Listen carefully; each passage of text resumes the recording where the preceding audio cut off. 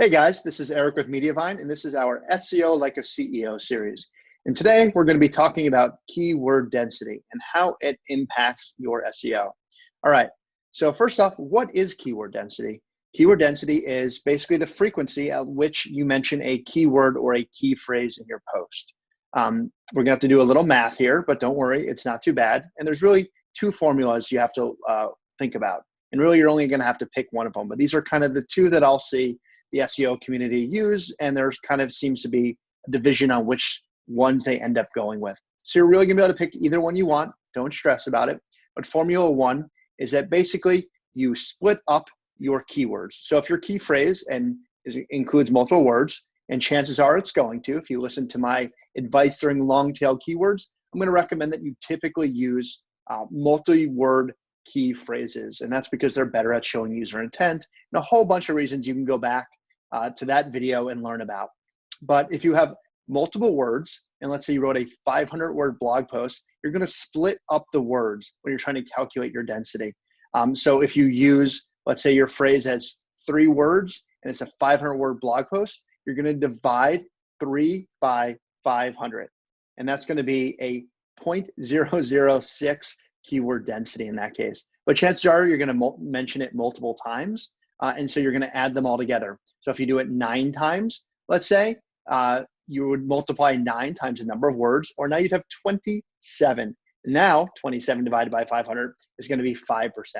So you'll see that it's a much higher density, right? And that's because you're using not only the phrase a lot of times, but you're counting each word against yourself. And then the second formula is you count it all as one word. So even if it is the same word, 3-word phrase, you count it once. So if you use it 1 time, it's going to be, again, 1 divided by 500, or 0.0 or 0.2%. Now, if you use it, let's say 3 times, again, you're only counting the word once. So 3 divided by 500 would be 0.6%. And you can see how you're ended up using the same keyword or use it the same number of times, but you're going to get a lower density if you're using the second formula. So which of those formulas should you use? It doesn't matter. And the reason I'm going to tell you that is because keyword density, all that matters that you're taking away from this is that it's relative. It's relative to the length of the content you're writing. And I want to stress that. So if you use a word 2 or 3 times and it's a 500 to 1,000 word article, that's going to be a low density no matter which formula you use, relatively low. If you're writing only 100 or 200 words, then it's going to be a high density if you're using it multiple times. So it's really a relative thing. That's the most important thing to take away from density. All right. So which density should you be aiming for? So we're not going to give you an exact number, and more on this in a bit, but I know everyone wants an exact number. So I'm going to tell you to refer to things like the Yoast SEO tool. They have the little green light, red light section, right, when they're analyzing the SEO score for your blog post.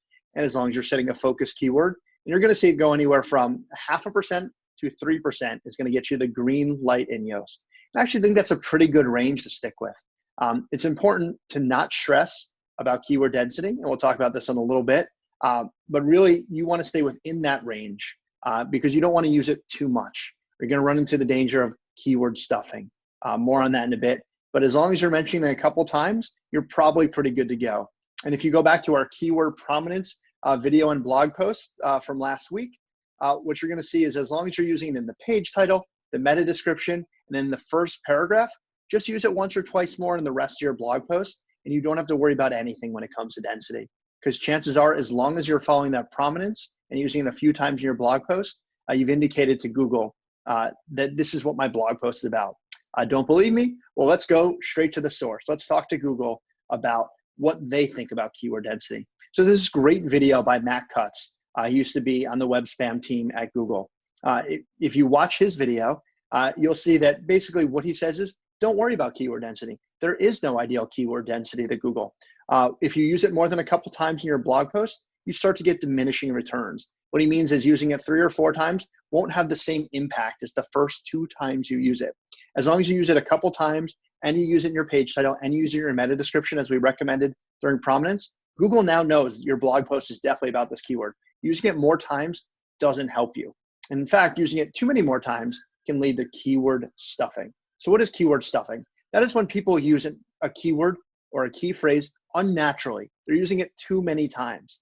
If you were to read it out loud, it would sound like a robot was just trying to use that keyword as many times as possible.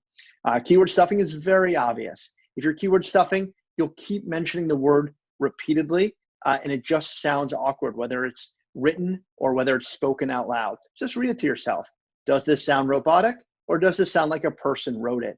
And if it sounds robotic, there might be a pretty good shot that you're keyword stuffing or you have more fundamental issues with your content. But really, if you're going for that green light in Yoast, and you're not overdoing it, it's not really something you have to worry about. So should you worry about keyword density in general?